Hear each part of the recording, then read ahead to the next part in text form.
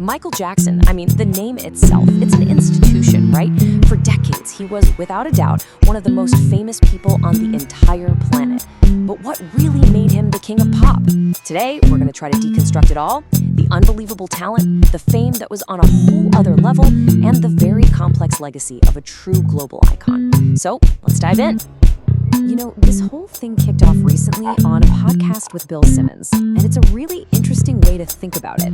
When we start asking who's the biggest, what are we even measuring? It kind of forces you to look back at the sheer scale of Michael Jackson's fame, a scale that even now, with the internet and social media, just feels almost impossible to imagine. And look, this greatest of all time debate, it's not new.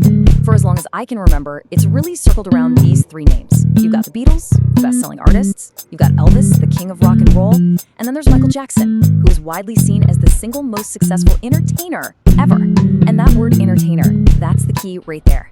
So what put him in that unique spot? To really get a handle on Jackson, you have to start with the art. The foundation of his entire world was this almost superhuman talent, but it was mixed with a work ethic that was just relentless and obsessive. This story from his music engineer, Bruce Swedian, is just absolutely wild. 91 vocal takes for Billie Jean.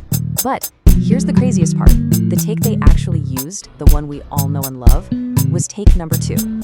So we had it right at the beginning, but he did 89 more takes just to be absolutely sure. Who does that? That's the level of perfectionism we're dealing with here. And you gotta understand, his voice was his instrument. Sure, he had this incredible range, but he also used his voice like it was a drum. Those signature vocal hiccups, the little gasps, they weren't just, for show. They were a crucial part of the rhythm. He was literally weaving percussive sounds into the very fabric of the beat.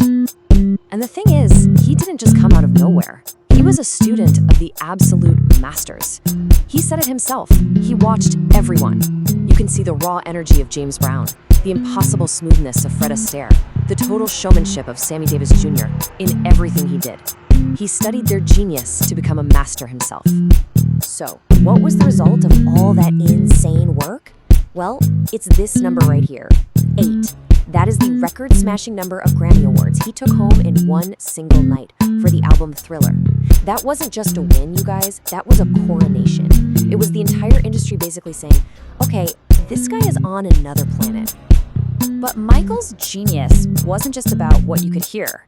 He didn't just change the sound of music, he completely revolutionized how we see it. He took the music video, which was basically a commercial for a song, and turned it into a full-blown